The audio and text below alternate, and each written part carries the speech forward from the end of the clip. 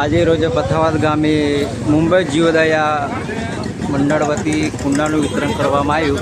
સમગ્ર ગામ પથાવાદ દ્વારા મોટી સંખ્યામાં કુંડાનું લાભ લીધો અને સર્વે આ કુંડાના વિતરણમાં મોટાભાગે પક્ષીઓના હેતુને મુંબઈ જીવદયા દ્વારા દર વર્ષની જેમ આ વર્ષે બી કેમ્પનું આયોજન રાખી સમગ્ર ગામના પ્રમાણમાં કુંડાનું વિતરણ કરી.